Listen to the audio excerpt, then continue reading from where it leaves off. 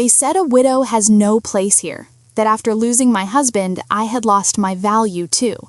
But what they didn't know was that grief didn't break me, it rebuilt me. Before I begin this story, if you believe strength is born from struggle, make sure you like the video and subscribe to Real Life Story TV, because the story I'm about to tell will make you see widows in a way you never have before. Welcome back to Real Life Story TV. When Daniel died, a silence settled over my life that I didn't know how to breathe inside. A silence so heavy it felt like the air had turned to stone. And every time I tried to inhale, grief pressed harder against my chest, reminding me that the man who held my world together was no longer standing beside me, no longer laughing in the kitchen as he burned toast, no longer tapping on the bathroom door to ask how long I'd be, no longer whispering goodnight even on the nights when we were annoyed with each other, no longer calling me his stubborn, beautiful wife, and no longer defending me when the world felt too loud. And that world, the one that became so unbearably quiet, was the same world his family quickly filled with noise, judgment, and a coldness sharper than the January wind that cut through the funeral tent as I stood there trying not to collapse, trying not to drown in the sound of dirt hitting the coffin. They said the right things with the wrong eyes, eyes that had already begun calculating, eyes that flicked past me as if I were a placeholder rather than Daniel's partner of 27 years, eyes that tightened with irritation every time someone hugged me instead of them, eyes that scanned the guests as if the funeral were some social competition they needed to win. And in those eyes, I saw the beginning of a storm I was too numb to fight. I didn't see it immediately, of course. Grief makes you blind to small evils. But looking back, I can trace the moment everything shifted. The moment Daniel's mother, who had always been polite but distant, pulled me aside after the burial, her hand on my arm too firm to be comforting, her voice sweetened with something artificial as she said, "My dear, now that Daniel is gone, you must understand that his family will take care of everything." And I, exhausted and trembling, nodded, because I didn't have the strength to question what everything meant, and because a part of me foolishly believed they would protect me the way Daniel always did. But the first crack appeared the very next morning, when I woke up to find his siblings in my living room, uninvited, sitting on my couch with folders, pens, and impatient expressions, talking over each other about transition plans and proper distribution of responsibilities, speaking as if Daniel had been some corporate project, instead of a human being whose slippers were still at the foot of our bed, whose shaving cream still sat uncapped beside the sink, whose jacket still hung on the kitchen chair where he had left it the night before he died. They didn't ask how I slept. They didn't ask if I had eaten. They didn't ask if the house felt haunted without him.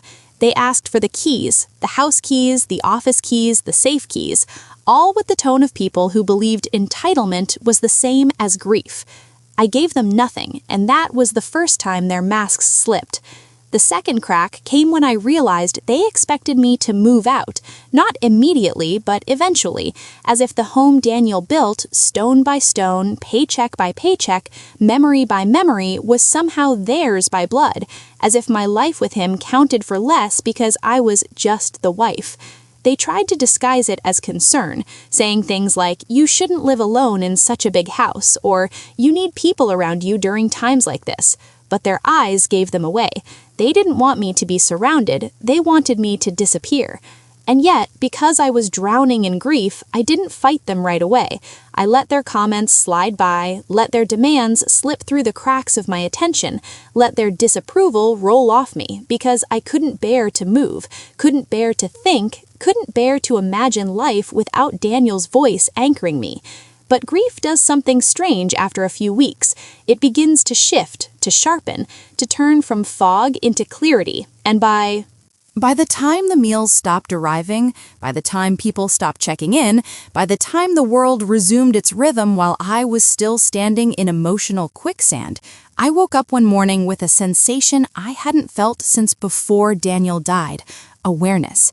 And with awareness came memory. Every story Daniel had told me about his family's greed, every warning he whispered late at night about their obsession with control, every frustration he vented about how they believed he owed them everything, simply because he was the eldest son, the most successful, the one who had broken the cycle of poverty and transformed it into opportunity. "They will never love you the way I love you," he once said, his voice low and warm as he brushed hair from my face. "But they will always pretend to, because pretending gets them what they want." I hadn't understood the weight of those words then, but now, watching them circle my life like vultures, I did. And the shift was subtle at first. I stopped letting them into the house without warning. I stopped answering calls that came with demands instead of compassion. I stopped nodding politely when they said things that were meant to intimidate me. And with each boundary I set, their resentment grew thicker, more visible, until it hung between us like smoke. The real explosion, however, came when they discovered something Daniel had kept hidden from them, something that would change everything and ignite a war they never expected a grieving widow to fight. But before that moment arrived, before the truth broke the surface, they tried one last tactic: humiliation. They always believed I was beneath them, but now they wanted me to feel it. They started small, as people do when they believe cruelty is safest in whispers, when they assume a widow is too fragile to notice the sting beneath a polite tone, too broken to respond, too lost to defend herself. They criticized the way I dressed for mourning, saying my black dresses were too dramatic. They questioned why I still slept on my side of the bed, as if Daniel might come back. And they mocked the meals I cooked for myself, muttering that I should learn to eat properly again instead of grieving like a child. But their favorite target was the house, my house, the one Daniel and I filled with laughter and arguments and late-night conversations about futures we never got to live. They'd walk through the halls as if inspecting damage, touching walls, opening cabinets, making comments like, "Daniel always wanted this place updated," or "It's time for a more responsible family member to take over maintaining this property." And every time they said the word family, they let it linger, heavy with exclusion, as if I were an outsider renting space in my own life. One afternoon, just 3 months after Daniel's funeral, they arrived without warning. Mother, sister, brother, cousin, all wearing grim, purposeful expressions as if they had rehearsed a play and I was the unwilling audience. I opened the door slightly, enough to block their way with my body, and before I could speak, Daniel's mother said in a cold, steady voice, "We've come to discuss your future." My future. Not theirs, not ours. Mine. I should have shut the door right then, but some mixture of exhaustion and anger rooted me to the floor, and I let them in, regretting it the moment they spread out in the living room like judges taking their seats. His sister, Serena, slid a document across the coffee table, a typed, printed, stapled plan they had prepared long before speaking to me, which already told me everything I needed to know. The plan outlined, without hesitation, without shame, their intention for me to relocate to a more suitable living environment, one that they had already researched on my behalf, a small rental apartment near Daniel's mother's home, where they believed I would be better supervised in my widowhood. Supervised, as if I were an unstable patient, under their control, as if losing Daniel meant losing my autonomy. I read the document silently as they watched me, 4 pairs of eyes hovering with smug anticipation, expecting me to break down, to cry, to nod in compliance. But I didn't cry. For the first time in weeks, I felt something other than grief. I felt fire. I placed the document back on the table with slow, deliberate calm, and I said quietly, "No." Just one word. Simple, unshaken. His brother scoffed instantly. "You don't have a choice," he said, leaning back with arrogant certainty. "This house is part of the family estate." And that was the moment the storm truly began, the moment life shifted from grief to battle, because what they didn't know, what Daniel had told only me, what he had documented only in a sealed folder hidden in the study, was that the house was not inherited. It was not part of his family's legacy. It was not something they could claim by blood or entitlement. Daniel bought the house with his own hard-earned money long after he had separated financially from his family, and because he knew their nature, because he anticipated their greed, because he loved me with a quiet, protective fierceness, he had transferred full ownership to me 2 years before he died. My name, my signature, my home. And while I could have told them right then, could have ended the argument with a single sentence, something in me, perhaps anger, perhaps curiosity, wanted to see how far they would go when they believed they were winning. They went far, too far. They accused me of manipulating Daniel in his final years, of taking advantage of his kindness, of pretending to care while secretly planning to steal what they believed was theirs. They raised their voices, threatened legal action, demanded the keys to the safe, insisted I hand over Daniel's documents, passwords, business accounts. His mother even said, in the cruelest moment of the entire encounter, "You were just his wife. Blood matters more than vows." And that sentence carved something into me forever, a kind of clarity that grief had blurred until that very moment. I stood up, slow and steady, letting the silence stretch until they all looked at me with irritation and confusion, and then I walked toward the hallway, pretending to need a moment to compose myself. But what I actually retrieved was the sealed folder, the one Daniel had labeled in his neat handwriting, "For my wife only." I returned to the living room carrying it at my side, and the moment they saw the folder, their expressions shifted, suspicion flickering like thin lightning across their faces. I sat down again, placed the folder on my lap, and let my fingers rest on the edge without opening it. "Daniel left everything in order," I said softly, "but not in the way you think." They exchanged looks, uneasy, irritated, still dismissive, but I didn't open the folder yet. Instead, I asked them a question I knew would expose their intentions completely. If Daniel wanted you to have control, why didn't he tell you before he died? His mother straightened defensively. "He didn't want to worry us." His sister crossed her arms. "He assumed you would do the right thing." His brother added sharply, "He trusted the family." I smiled then, just a small, tired smile, because I knew Daniel never trusted them with anything. And with that, I opened the folder, slowly, deliberately. I didn't speak as I laid the documents on the table one by one, the property deed with my name listed as sole owner, the notarized transfer documents dated 2 years prior, the handwritten letter from Daniel explaining why he had made these choices, a letter full of love, clarity, and brutal honesty about his family's behavior. They read the papers in stunned silence, their faces draining of color, their confidence dissolving into disbelief. His mother was the first to react, slamming her palm against the coffee table as she shouted, "This must be forged!" I didn't flinch. I simply handed her the notarization page, Daniel's signature, the lawyer's stamp, the date, the witnesses. Real, legal, unshakable. His sister whispered, "She knew, all this time." His brother's voice cracked with fury as he said, "Daniel betrayed us."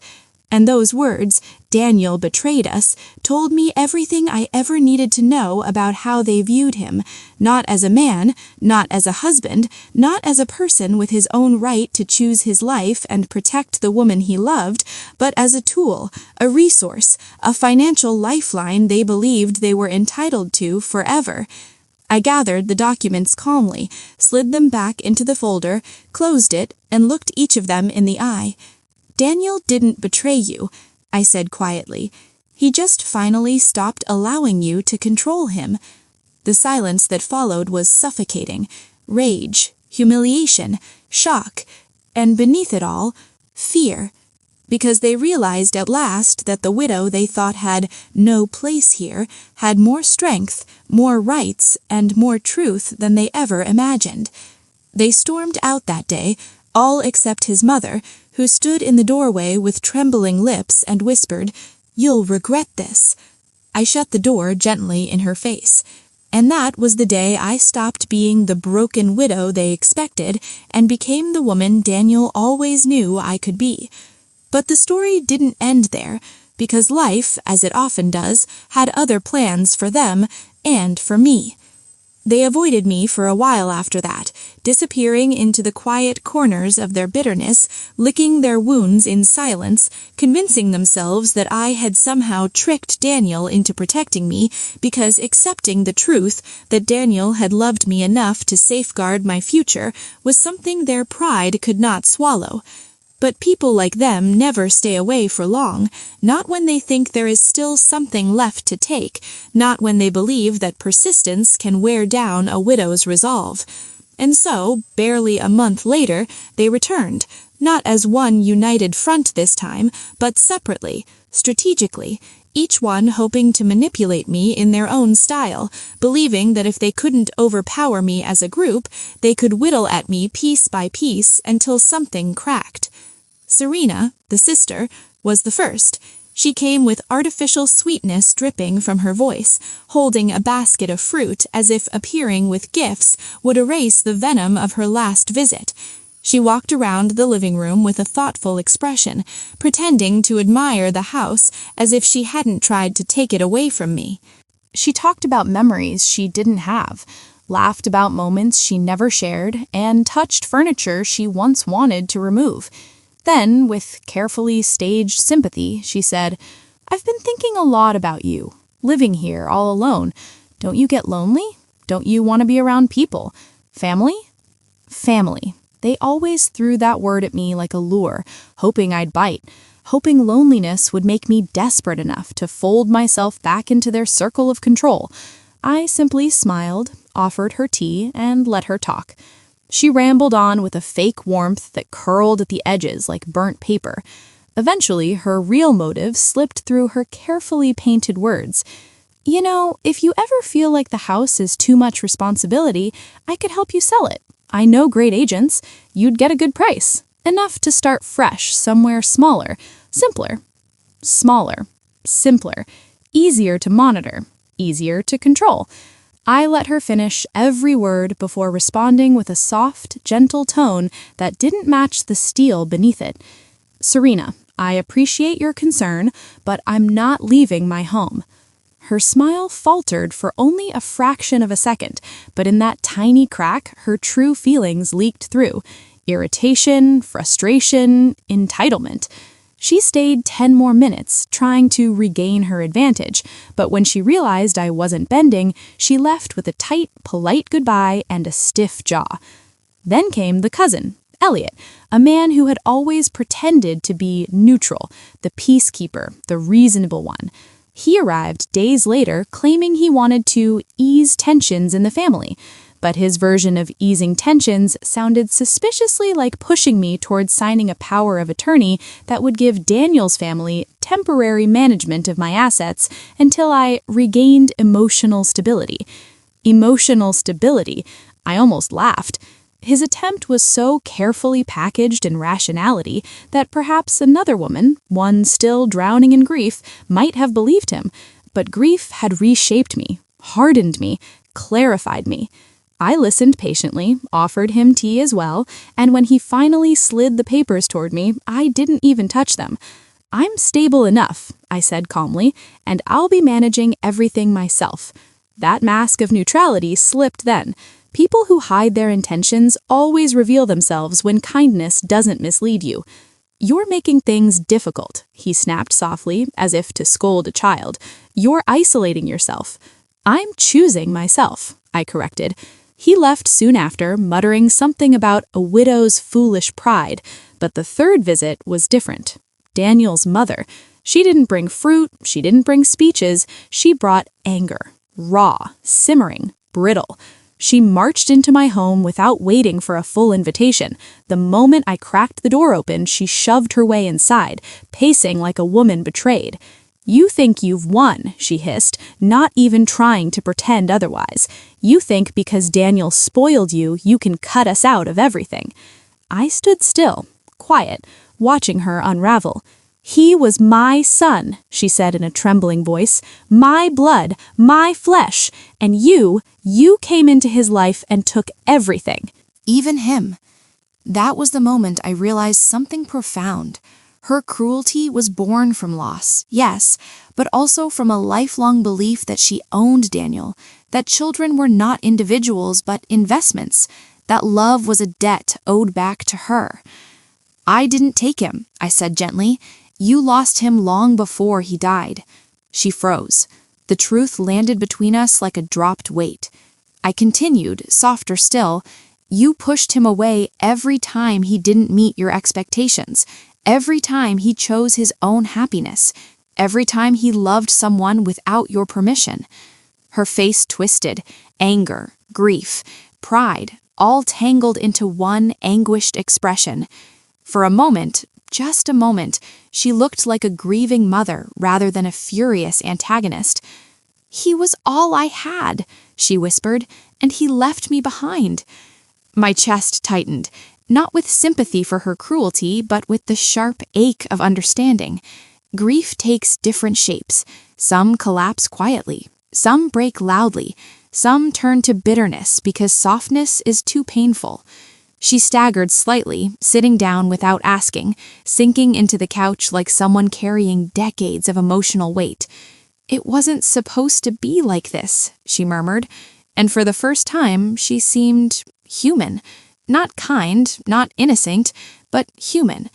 I sat across from her, folding my hands quietly in my lap. "We've both lost him," I said evenly, "but you don't have to lose everything else." For a moment, I thought the softness might reach her, might settle into her bones and quiet the anger that had driven her for so long.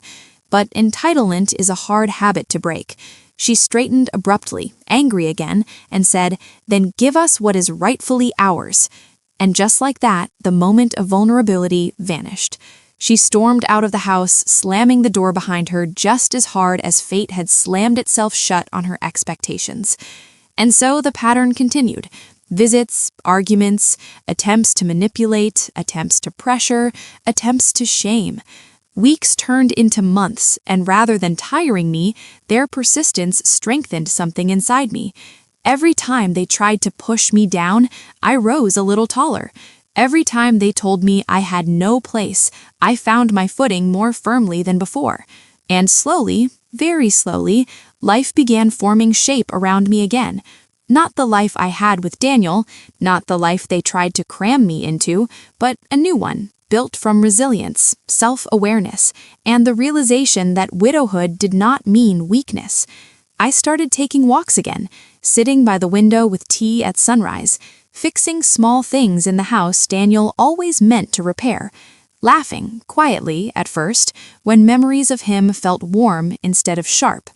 I even visited the little beach house he loved so much, the one we used to watch storms from, his arm always around my shoulders.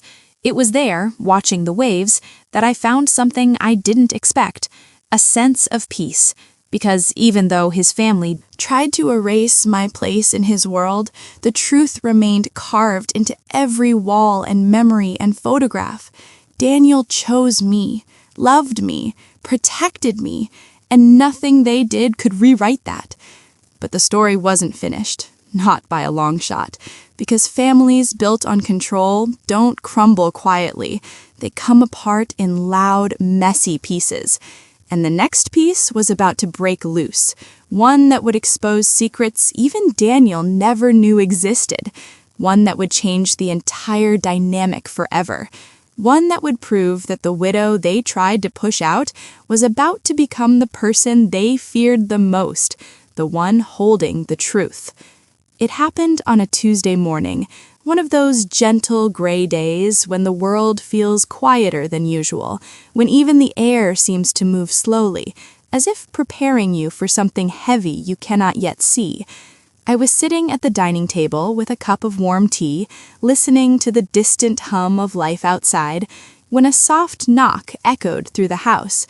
It wasn't the sharp, impatient knock Daniel's family often used. It was lighter, hesitant, almost apologetic.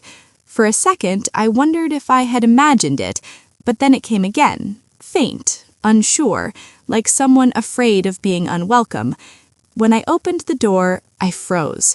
A young woman stood there, no older than 30, with tired eyes and a nervous, tight-lipped smile. She held a folder against her chest as though afraid it might slip from her grasp. Something about her posture, shoulders slightly hunched, fingers trembling, told me she had rehearsed this moment many times. "Are you Mrs. Lawson?" she asked softly. I nodded slowly, studying her face, trying to place her features in my memory, but nothing clicked. She let out a shaky breath. "My name is Alina. I think we need to talk." I stepped aside and gestured for her to come in, though my heartbeat had started to rise with a quiet thrum beneath my ribs. People with trembling hands and rehearsed voices rarely bring good news. Once inside, she sat gingerly on the edge of the sofa, almost as if worried the cushions might reject her. Her eyes briefly scanned the house, landing, for a moment, on Daniel's framed photograph by the window. A shadow passed over her face. Respect, maybe grief, maybe something heavier. "I'm sorry for coming unannounced," she began, tucking a strand of hair behind her ear. "I know this must be strange, but I didn't know who else to talk to." She opened the folder, slowly, carefully, like someone peeling back a bandage. Inside were papers, old, yellowed at the corners, creased from being opened too many times. She handed me one, her fingers brushing mine unintentionally, cold and trembling. When I looked down at the page, my breath caught. It was a hospital document, a maternity record. A date from long ago, and Daniel's name. My hands tightened slightly around the paper, not from panic, but from the sudden stillness that came whenever something significant shifted beneath your feet. What is this?" I managed, my voice soft, steady, even as my mind tangled with questions. She swallowed hard. "My mother, she passed away a few months ago." Her voice cracked, just barely. "Before she died, she told me the truth. She told me that she'd had a child with Daniel." For a moment, everything inside me went silent, the way the ocean draws back right before a giant wave hits the shore. The room felt smaller, warmer, heavier. Alina looked down at her hands. I'm that child," she said it quietly, like she feared the truth might break something. In any other family, such a revelation might have been met with disbelief, anger, betrayal. But grief had carved me into something else, something calmer, something deeper. And the way she looked at Daniel's photo, it wasn't opportunistic, it was longing, loss, searching. "My mother said he never knew," she whispered quickly, afraid I might assume the worst. "She said she didn't tell him. She didn't want to complicate his life. She said he was happy. She didn't want to disturb that." My chest tightened with emotion. Not anger, not jealousy, but a deep ache for a past that could never be rewritten. Daniel. Oh, Daniel. If he had known, he would have cared. He would have tried. He would have stepped up. He was not a man who ran from responsibility. He was a man who carried things quietly, gently, sometimes too painfully. I exhaled slowly, letting the truth settle like dust floating through sunlight. "Why come to me?" I asked softly. She wiped a small tear from the corner of her eye. "Because his family, they don't want anything to do with me." I closed my eyes. Of course they didn't. A child outside their perfect controlled narrative would be an inconvenience, another reminder that life did not bend to their expectations. "They said I was lying," she continued shakily. "They said I forged the papers, that I was trying to steal from them. They said a widow like you could be manipulated easily, so I should stay away." My jaw tightened, not at her, but at the cruelty that had become so familiar, so predictable. Alina lifted her gaze, meeting mine with a mixture of fear and fragile hope. "But I'm not here for money," she said firmly, her voice surprisingly steady. I wanted to know who he was. I wanted to know the kind of man he became. I wanted to know if he ever thought about me, even if he didn't know I existed." Tears welled behind my eyes, soft and warm. She wasn't here to take, she was here to connect, to understand, to fill the hollow places in her own story. I moved to sit beside her, slowly, gently, not wanting to frighten her. She looked at me with uncertainty, vulnerability, the kind that only someone carrying a lifelong secret could possess. And then, without quite meaning to, I reached out and took her hand. It was cold, trembling, so young. "He would have loved you," I whispered. Her lips parted, trembling, as tears finally rolled down her cheeks. Not loud, not dramatic, just quiet rivers of long-suppressed emotion. "Tell me about him," she asked in a tiny voice. And I did. I talked for hours. I told her about his laugh, his tenderness, his stubbornness, the way he used to whistle without realizing it, the way he always opened the car door for me, the way he loved sunsets, the way he hated olives, the way he dreamed of being a father someday. She listened like someone trying to memorize each syllable of a language she had been denied her entire life. And as I spoke, I felt something shifting inside me, not breaking, not hurting, but opening, softening, healing. When she finally left, promising to visit again, the house felt different, not fuller, not brighter, but truthful, honest, like a missing piece had been placed gently into the puzzle of my life, and even though it changed the picture, it made the image more complete. But Daniel's family? Oh, they would not react softly to this. Not to the truth, not to the threat of another heir, even one who sought nothing from them. And I knew, deep in my bones, that this revelation would set off a storm bigger than any they had tried to throw at me before. A storm that would reveal who they truly were and who I had quietly become. As I stood there in that dim, cold corridor, listening to the muffled whispers behind the closed doors, I realized that the house I had once considered my refuge had turned into a battlefield of silent judgments and carefully hidden resentments. And yet something inside me refused to tremble. Something inside me knew that every word they spoke, every dismissal, every assumption about a widow's worth would one day turn into the very reason they would come back to seek me. Not because I wanted revenge, but because life has a way of circling back with lessons no one can outrun. I could hear Clara's voice, soft but sharp around the edges, saying I should leave because a widow only drags the energy of the house down, as if grief were a stain instead of a sign that I had lived and loved deeply. And though her words stung like fresh cuts, I only stepped back silently and walked toward the kitchen, the one place that still smelled like the life I built with my husband. Warm bread, ginger tea, and memories soaked into the wooden cabinets like old songs that refuse to fade. I opened the drawer where he used to keep the spare keys, the ones he would jingle every time he came home late just to let me know it was him, and the metal felt cold in my hand, almost like a reminder that while the world had changed after he died, pieces of him still lived inside the smallest things, inside the moments only I still remembered. When Michael walked in, pretending not to see the redness in his eyes from the argument he had just had with his wife about me staying longer, I didn't point it out.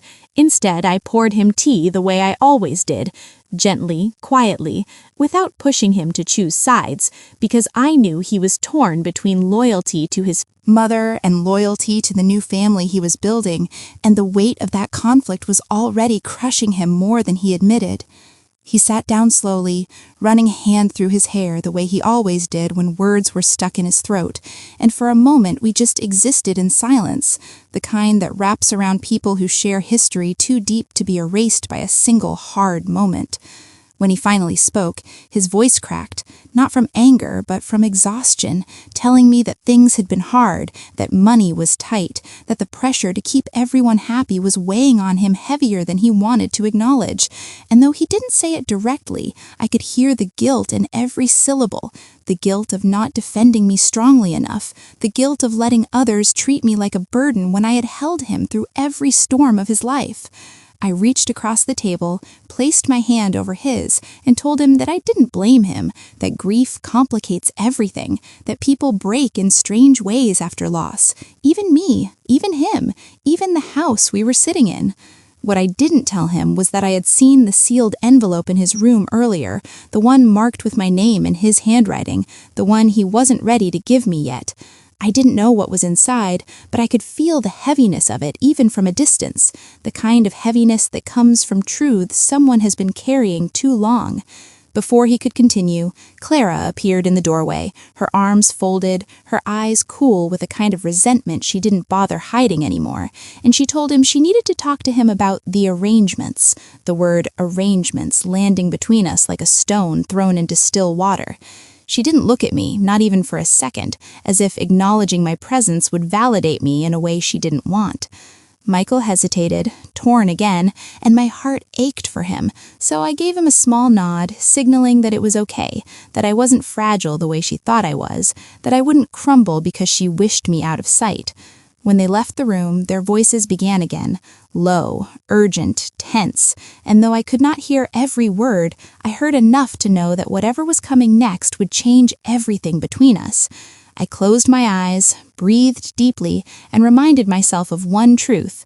They believed I had no place here, but life has already begun shifting in ways they didn't see coming, and the day would soon come when the same people pushing me out would be the ones pulling me back in, not out of obligation, but out of need, out of realization, out of the universe's quiet way of returning what is owed.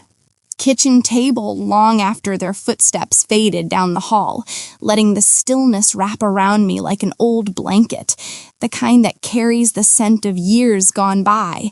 And as I traced the rim of the warm teacup with my finger, I wondered how the same walls that once held laughter could now echo with tension sharp enough to cut through the air. Yet even in that heaviness, a strange calm settled over me. Not the calm of defeat, but the calm of a woman who has survived far worse storms than a daughter-in-law's disapproval. The calm of someone who has buried love, rebuilt life, and learned that grief does not make a person small. It makes them see clearly. I remembered the days after my husband died, the way people whispered behind my back as if widowhood made me contagious, the way relatives avoided my eyes at gatherings because they didn't want to be reminded of mortality, of loneliness, of loss they weren't ready to understand. And though their silence hurt, it carved something inside me, something steady, something resilient, something quietly powerful. That same strength now hummed beneath my skin as I listened to Clara trying to convince my son that keeping me here would disrupt their plans, their comfort, their routine, as if I were a shadow creeping across their perfect little life. I stood slowly, stretching my back that had grown stiff from sitting too long, and walked to the window, the one my husband used to clean every Sunday morning, even when he didn't need to, saying a clear view reminded him that no matter how messy life got, there was always something beautiful to look toward if you wiped away the dust. I pressed my palm against the cold glass now and imagined him standing beside me, not saying anything, just giving me that soft half-smile he always did when he wanted me to know I was stronger than I felt. The street outside was quiet, a few children playing with a worn-out football, their shouts floating faintly through the crisp afternoon air, and for a moment I wondered when my life had become this, waiting for acceptance in a house that once welcomed me with open arms, waiting for my presence to stop feeling like an inconvenience to the woman my son chose to build a future with, waiting for the day they would understand that I never wanted to be a burden, only to belong, only to grieve in peace. My hand drifted toward the thin chain around my neck, the one holding my husband's wedding ring, warm from resting against my skin all these years. I held it gently, feeling the familiar weight, remembering the promises we made, the home we built, the life we fought for. As I stood there, lost in memory, I didn't hear footsteps approaching until a soft voice spoke behind me. Little Emma, my granddaughter, her small hand tugging my sleeve. She looked up at me with big questioning eyes and asked why Mommy was angry again, and my heart twisted because children always sense things before adults admit them. I knelt down, cupping her face gently, telling her that sometimes adults get confused, sometimes they let fear make decisions that don't come from the heart, and she nodded slowly, as if she understood more than she should, then pressed a folded drawing into my hand, a picture of her, her father, her mother, and me all standing in front of the house with sunshine above. Our heads, everyone smiling. I hugged her tightly, feeling warmth bloom inside my chest, a reminder that not all hearts in this house were closed, not all love here needed permission to exist. After she ran off to play, I opened the drawing again, my eyes lingering on the tiny heart she had drawn above my head, and I realized something.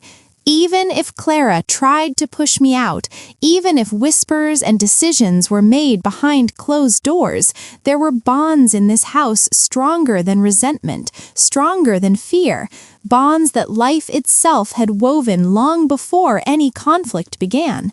I stood, folded the drawing carefully, slipped it into my pocket, and breathed deeply, knowing the coming days would test me, knowing the truth Michael was hiding in that sealed envelope would come out soon, knowing Clara's facade of control would eventually crack, because no matter how much they insisted a widow had no place here, life was already preparing to turn everything upside down in ways none of them saw coming.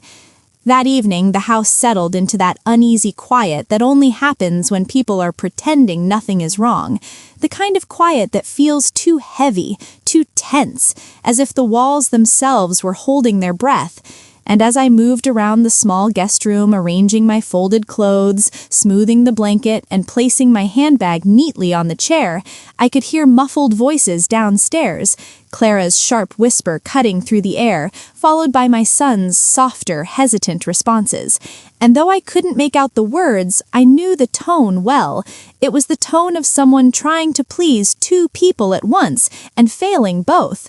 I sat on the edge of the bed, my hands resting in my lap, and wondered how a home that once felt like mine could now feel like a place I had to tiptoe through, careful not to disturb the delicate balance of their marriage or the fragile peace they maintained for the sake of appearances. A faint headache pressed behind my temples, not from sadness, but from the strain of holding myself together again and again, the way widows often do, because there is no choice. We become our own anchor, our own comfort, our own quiet strength. I lay back on the pillow and stared at the ceiling fan spinning slowly, remembering the old fan in my marital home, the one that squeaked every few rotations until my husband finally climbed up one Sunday afternoon to fix it, insisting he could handle it despite my worrying. And when he came down covered in dust with that proud smile, I knew then that love wasn't in the grand gestures, but in the everyday moments where two people choose each other over and over again without hesitation. A dull ache bloomed in my chest at the memory, not painful, but bittersweet, like touching a scar that healed years ago, but still reminds you where you've been. As I closed my eyes, I wondered if Michael remembered those times, if he remembered the days he would rush into our bedroom as a little boy after having a nightmare, how his father would scoop him up with gentle patience, whispering that he was safe, that home was a place where fear had no room to grow. I wondered how that same little boy had grown into a man torn between his wife's expectations and the mother who raised him with every ounce of love she had. A light knock on the door pulled me from my thoughts, and when I said, "Come in," Michael stepped inside slowly, his shoulders hunched, as if he were carrying something far heavier than the tray of tea he held in his hands. He tried to smile, but the muscles in his face betrayed him, revealing exhaustion, guilt, and something else. Fear, perhaps, or the burden of holding on to a truth he wasn't ready to reveal. He set the tray on the nightstand and sat beside me, his leg bouncing nervously, his fingers tapping silently against his thigh, and I waited, not pushing him, not rushing him, because motherhood teaches patience even when your heart is drowning in questions.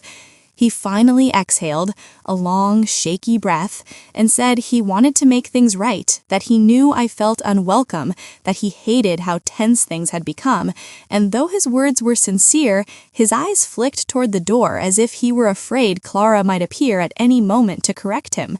I placed my hand over his, feeling the familiar warmth, the warmth of a boy I raised and a man I still believed lived somewhere beneath the layers of compromise and fear. And I told him I didn't blame him, that marriage was complicated, that choosing between love and loyalty was never simple. He lowered his gaze, swallowed hard, and for a moment I saw something flash in his expression, a mixture of regret and urgency, as if he were on the verge of confessing something important, something that had been sitting on his conscience for far too long. But before he could speak, Clara's voice echoed up the stairs, calling his name with that clipped tone she used whenever she felt a loss of control. And just like that, he stiffened, squeezed my hand, whispered, "I'll talk to you later," and hurried out of the room, leaving the door slightly ajar, leaving me alone with a tea that had already begun to cool, and a sense that the truth, whatever it was inching closer than any of us were prepared for. I sipped the lukewarm tea slowly, letting it settle in my chest as I stared at the door he'd walked through, knowing deep down that whatever life had planned next, it was going to unravel this household thread by thread until every hidden fault line was exposed. I stayed awake long after the house went quiet, lying there in the dim glow of the hallway light that slipped through the half-open door, thinking about the way Michael's voice had trembled, the way he kept glancing over his shoulder as if the truth itself were a shadow following him through every room. And the more I replayed the moment in my head, the more certain I became that something much deeper was happening beneath the surface, something that went beyond Clara's cold hospitality or her rigid rules about who belonged and who didn't.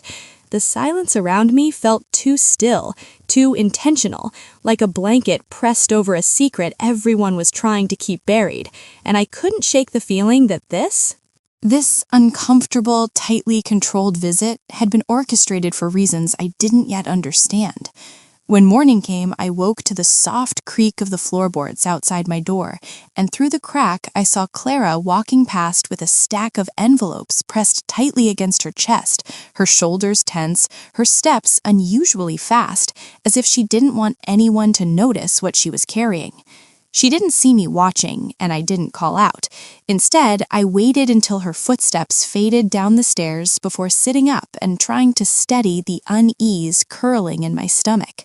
I dressed slowly, taking time to smooth my hair and fold my nightgown, trying to ground myself in routine, in the small rituals that had always kept me steady after my husband died, when the nights felt too long and the days felt too hollow. When I walked into the kitchen, Clara was already there, her back straight, her expression polite but taut, her hands wrapped around a mug she wasn't drinking from. She looked at me with that same tight smile she'd worn since I arrived, the one that never touched her eyes, and said breakfast would be ready soon, though she didn't invite me to sit, didn't ask if I'd slept well, didn't offer even the simplest warmth one would give to a house guest, let alone a mother-in-law. I thanked her anyway and began to step aside, but that was when I noticed it, the stack of envelopes now placed neatly on the counter, each one with Michael's name written on the front in large, bold letters, none of them opened. My breath caught slightly, not from suspicion, but from the sudden realization that whatever Clara was hiding, Michael wasn't fully aware of it, or worse, he knew and didn't have the courage to confront it. As I moved closer, pretending to reach for a glass, I saw the return address printed on each envelope, the bank. A strange heaviness settled in my chest, the same heaviness I felt the day I signed the papers after my husband's death, the day I realized how quickly a life built together could be dismantled by signatures and silence. Before I could process it, Clara quickly gathered the envelopes, her smile tightening further as she said in a tone that tried too hard to be casual, "These are just routine papers, nothing important," and then she slipped them into the drawer beside the fridge as if hiding evidence. I nodded, not letting my face betray the questions rising inside me, and I sat at the table while she poured me tea with stiff, minimal motions, the clinking of the spoon against the cup sharper than necessary, sharper than polite. When Michael finally entered the kitchen, his face looked pale, his eyes restless, and he gave me a smile that was too quick, too forced, as though he were trying to pretend everything was normal before Clara's presence corrected him again. He kissed my forehead gently, but I felt the sadness beneath it, the weight of a man trapped between two worlds, one he promised to honor and one he was terrified of losing. And as I watched the way his hand hesitated before reaching for coffee, watched the way he avoided looking at the drawer where the envelopes were hidden, I knew with startling clarity that the storm in this house had nothing to do with me being a widow or being unwelcome. It had everything to do with secrets. Secrets that were about to break open whether any of us were ready or not. As the day stretched on, the uneasiness inside me grew heavier, settling into my bones like something ancient and familiar, the kind of feeling a widow learns to listen to because life has already taught her that silence often screams louder than words. I followed Clara and Michael out into the garden after breakfast, pretending to admire the tall hedges and the trimmed rose bushes, while my attention stayed fixed on their body language. Clara walking 2 steps ahead, her shoulders stiff, her chin raised with a pride she wore like armor, and Michael trailing behind her, glancing at me every so often with eyes that pleaded for patience, forgiveness, or maybe even time. I wanted to ask him about the letters, about the tension that hovered over the house like a curtain no one dared to lift, but every time he opened his mouth to say something, Clara would call his name sharply, like she was tugging an invisible leash, and he would fall silent again. It reminded me of the early days after my husband passed, when my daughters tried gently to steer my grief into silence, not out of cruelty, but because they didn't know how to hold it with me. But with Clara, her control didn't feel like care, it felt like territory marking, like she needed to prove that this house, this marriage, this world was hers alone. We sat outside on the patio, the late morning sun warming my hands, and although I tried to remain present, I couldn't stop noticing how Clara kept subtly intercepting every moment Michael tried to include me. When he pulled out a chair for me, she quickly moved a cushion to distract him. When he asked if I wanted water, she said she already handled it. When he began to mention my visit to the bank last month, she interrupted him mid-sentence, laughing too loudly at a story that didn't need telling. I watched all of this quietly, the way widows learn to watch, and somewhere in the midst of their performance, a memory flickered through me. My husband sitting beside me on the porch of our old home, telling me that truth always finds its way out, even when buried under fear, pride, or someone else's expectations. My chest tightened at the thought, and it was then that I realized something Clara hadn't anticipated. Widows may be dismissed, underestimated, or pushed aside, but we are not blind, and we do not forget the instincts life carved into us through loss.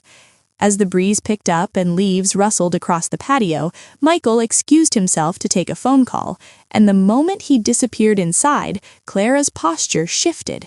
Her shoulders relaxed, her polite smile vanished, and she looked at me with an expression I hadn't seen before, one that carried a brittle edge of frustration and quiet resentment. She folded her arms and said in a low, controlled voice, "I know why you're here. You want to meddle. You widows, you always think you can guilt people into doing things your way." Her words hit me like cold water, not because they hurt, but because they revealed everything she had been trying to hide. The fear, the insecurity, the desperation to maintain a life she felt slipping away. I didn't respond, not immediately.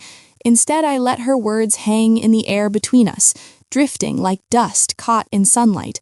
And then I simply said, "My dear, I'm here because I was invited," though we both knew the invitation had been reluctant and filled with conditions. She scoffed softly, turning her gaze toward the garden, her jaw tight, but beneath that mask I caught something else. Panic, raw and unfiltered, the kind that only appears when someone feels their control unraveling. And in that moment, watching her stare at the roses without really seeing them, I understood that the truth hidden inside this house had very little to do with me, and everything to do with something she feared I would uncover. As the afternoon deepened and shadows stretched across the corners of the living room, the quiet truth I had been circling around finally surfaced, not in a dramatic revelation or a confrontation, but in the soft, trembling confession that slipped from Michael's lips when he finally sat down beside me after Clara stormed off to the bedroom under the pretense of a headache she did not have, and he held his head in his hands and whispered, "Mom, I didn't know how to tell you. Everything spiraled so fast." His voice cracked, and something inside me softened because I saw not the grown man struggling with loyalty, but the boy I once tucked into bed after nightmares, the boy who used to cling to my arm when he was afraid. He told me everything, how Clara had pressured him into handling certain financial matters behind my back after Daniel died, how she convinced him that involving me would only stress me out, how she had pushed him to distance himself slowly so she could reshape the family into something she could control. The bank letters were only the beginning. She had tried to access accounts that didn't belong to her, accounts Daniel had intentionally secured for me, accounts Clara thought she could manipulate. Michael looked broken admitting it, his guilt pouring out like water finally freed from a dam.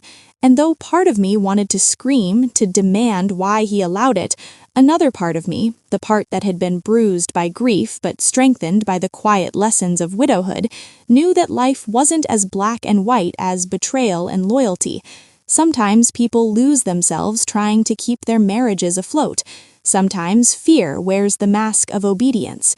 I placed my hand on his, and he looked up at me with reddened eyes, expecting anger, but I said only, "It's not too late to make this right." And for the first time since I arrived, I saw relief wash over him like rain after drought. Later that evening, when Clara came back into the room, her face tight and rehearsed, she found Michael standing beside me, his shoulders squared with a resolve she had clearly never seen, and when he told her he would no longer hide things from me, no longer cut corners, no longer let fear dictate his marriage or his responsibilities, her expression cracked, revealing a sorrowful kind of defeat. She didn't argue, not because she agreed, but because something inside her recognized that the balance had shifted.